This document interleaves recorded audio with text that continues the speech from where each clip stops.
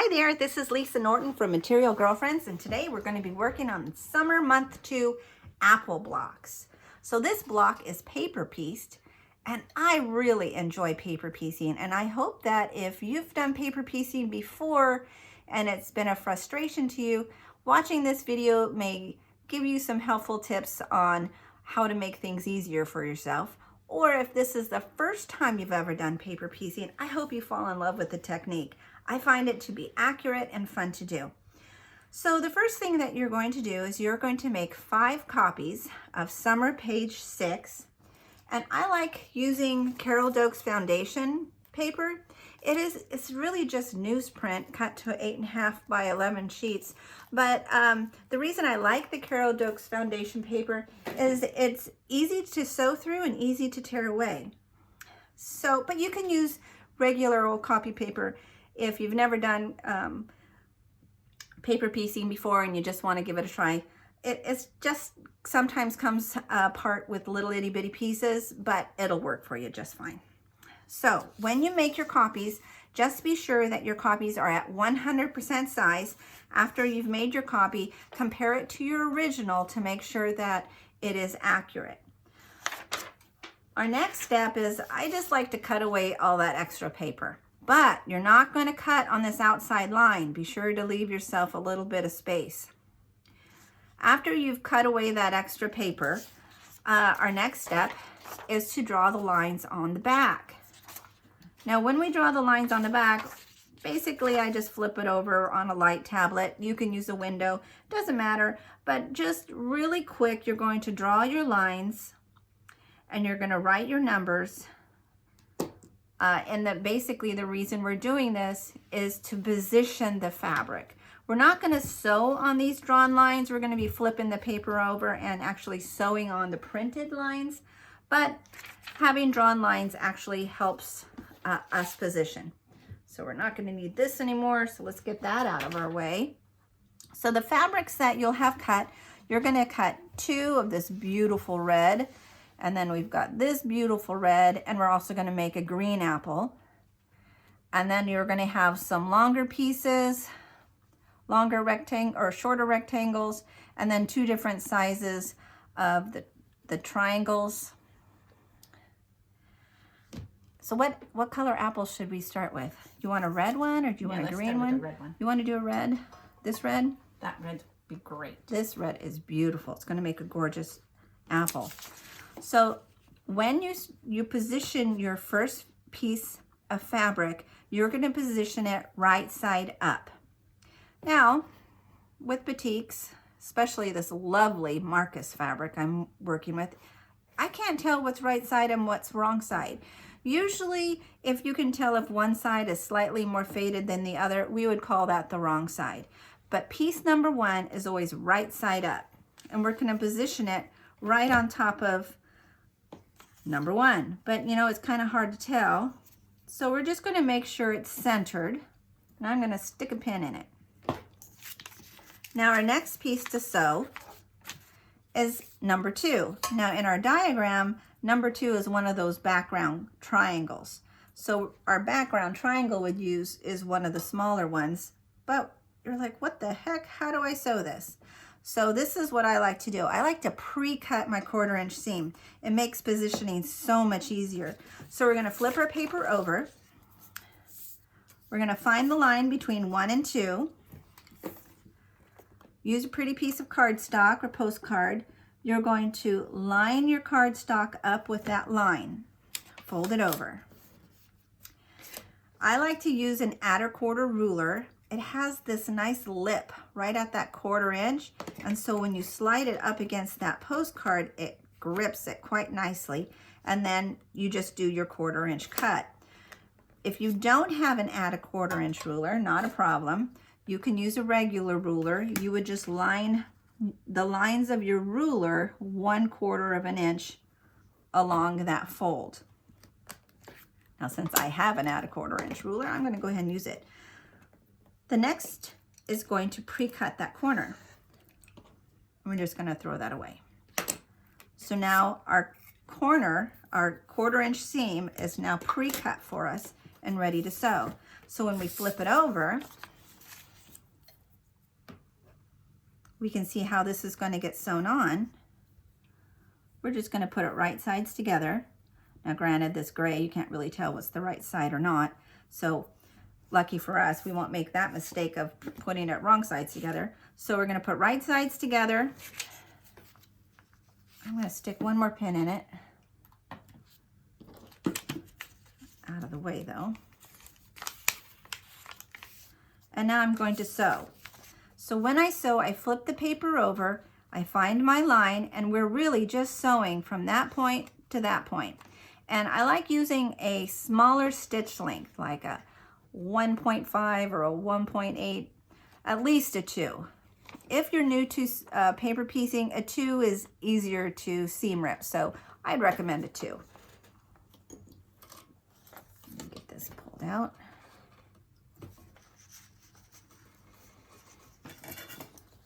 And I'm going to put my piece under here.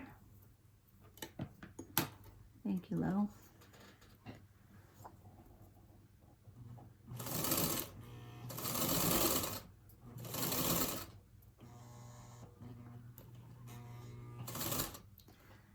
And I know some people like to do a little stay stitch.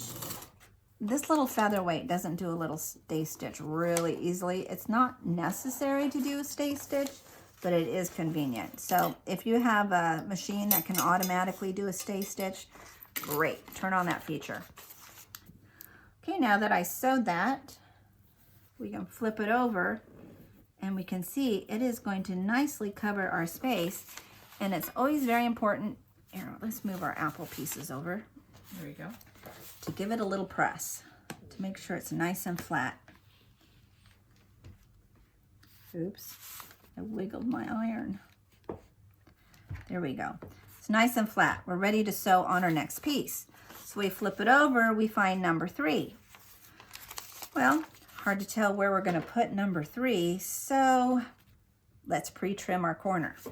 We're going to flip it over, lay our cardstock right on that line,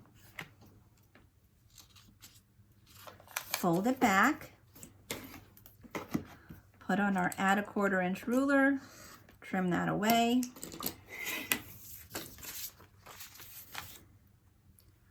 We're going to line up our piece. Now a lot of times I like to audition it. I'll pretend I seamed right there at the 1/4 inch and make sure it covers everything I intend for it to cover, at least a 1/4 inch. This one does quite nicely. Stick my pin in it so it doesn't go wandering away. And now I'm going to sew this one too.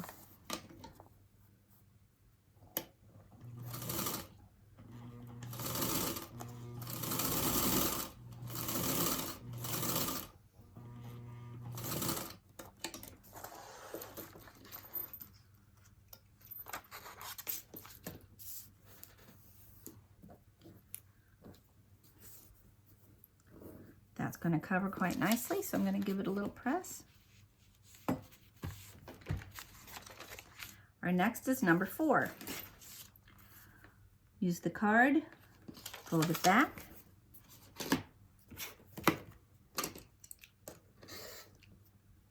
trim away that extra fabric. And this time we're going to use the bigger triangle. I like to audition to make sure it's going to cover. It'll be beautiful.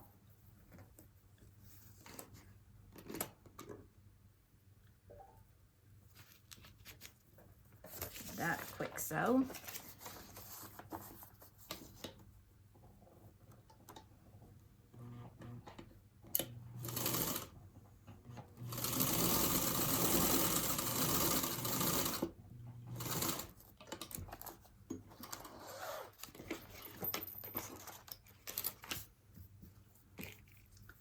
Check it. Yep, that's going to cover quite nicely. Now, you'll see it's not straight. That's okay because everything gets straightened up with the next seams. Okay, now we're going to do the next one, number 5. Line up that card on the line, add a 1/4 inch, trim off your excess. I'm going to pick the bigger triangle again, lay that on.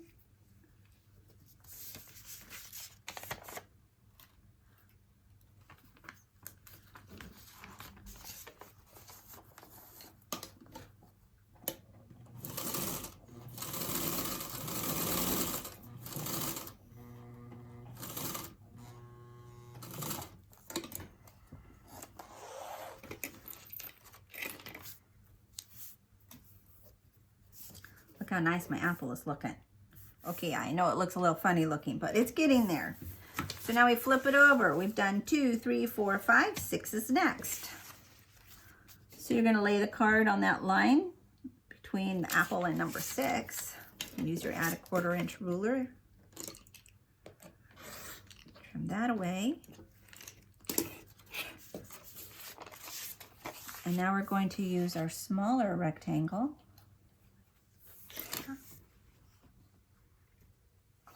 To press this one. Laura's reminding me to press it. I thought I did press it. Okay. I'm gonna line it up. Flip it over to make sure it covers everything all the way extended past that outer line.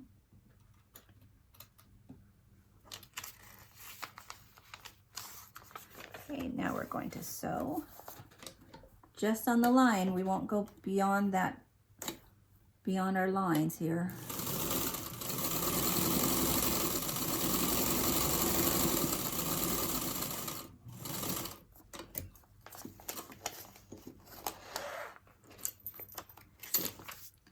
That's looking good.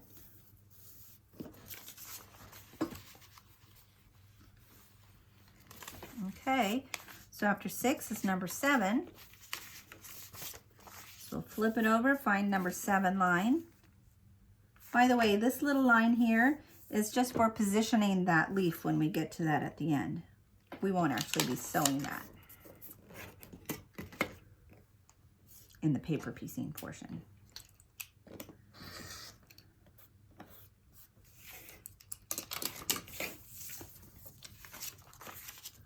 Okay, we're going to sew this piece now. Did I really cut it that crooked? Let me try that again.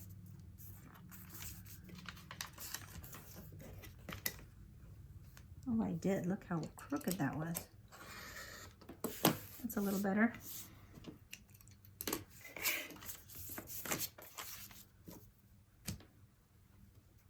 Oops.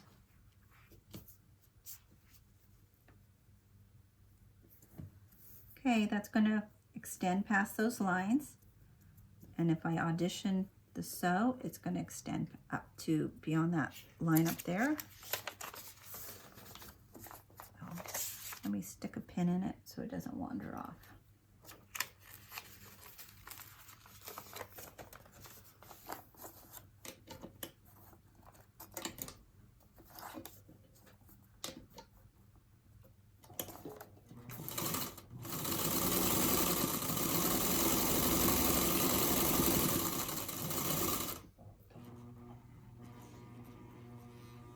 Oh, my machine is, there we go. I think she's beginning to need a new belt. That's looking good.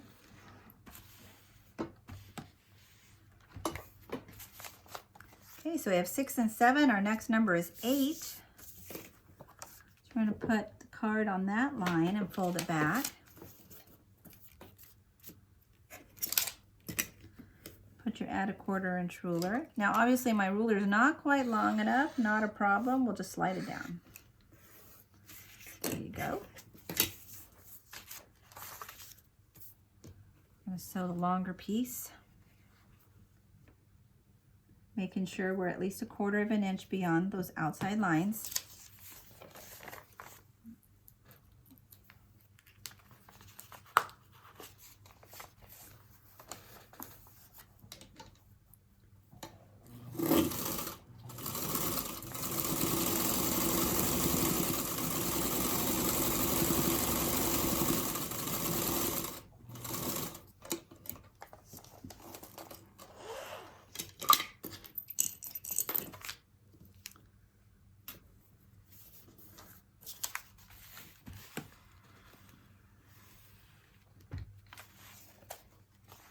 And our last line.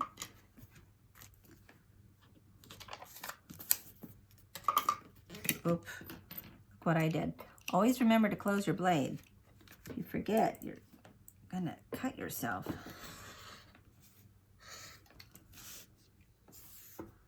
My new ones have the automatic cover so that when I do forget, less of a chance of stitches. And our last big piece on this block, making sure your piece goes beyond the 2 lines on the outside edges.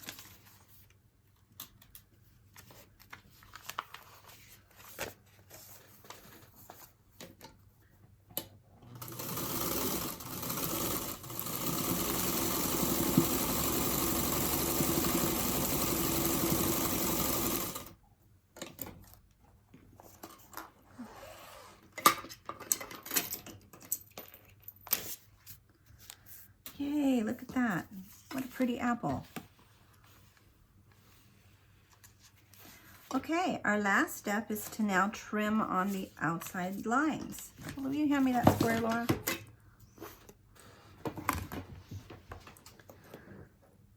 I'm going to line up my square. And this, actually, if I hold this ruler this direction, you can see what the finished size is supposed to be. It's going to be 6.5 inches.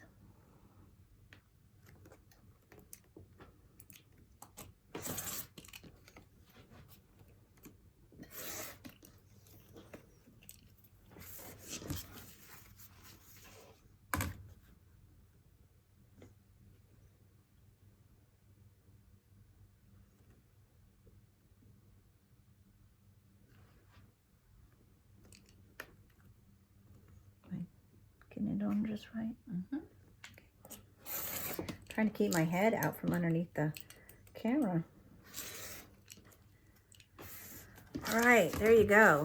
Our apple is looking great, but we got this paper on the back, so let's get rid of that. I'm going to move this blade over. So when you tear the paper away, I like to crease it first. Tear it to the middle of the line, and then tear to the outside. This way it doesn't stress your outside stitches.